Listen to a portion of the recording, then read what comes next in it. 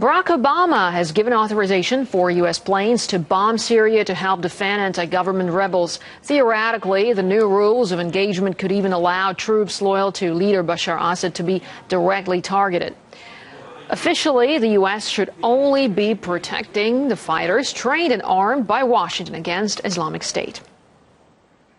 We won't get into the specifics of our rules of engagement, but we have said all along that we would take the steps necessary to ensure that these forces could successfully carry out their mission. However, America has never kept its attitude towards what it wants in Syria secret. The regime of Bashar al-Assad must come to an end. Assad has to go. It's time for Assad to get out of the way. It is time for Bashar to go.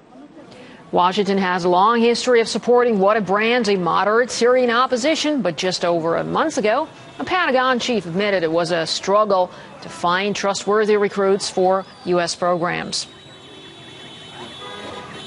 We are trying to recruit and identify people that, as you put it, can be counted on to have the right mindset and ideology, not be aligned with groups like ISIL. It turns out to be very hard to identify people who meet both of those criteria.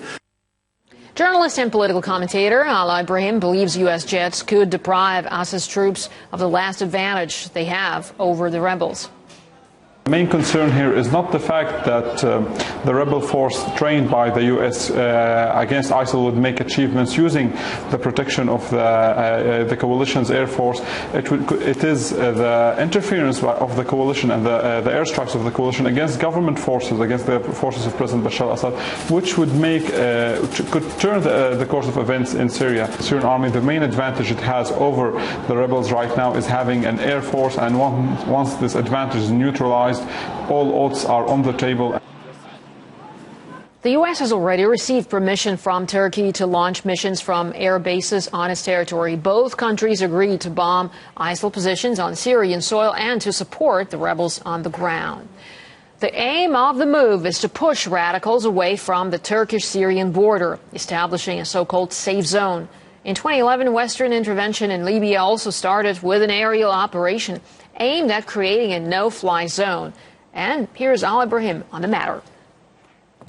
Many people fear that this could be the introduction of something much worse for the country, not maybe a no-fly zone, maybe dividing the country in a de facto way where the rebels would assume control of certain parts of the country with the air coverage of the coalition of Turkey, and then the Syrian government is unable to enter these areas, is unable to bomb these areas, and the country is divided, and there's nothing that can be done about it because there is a certain balance of power.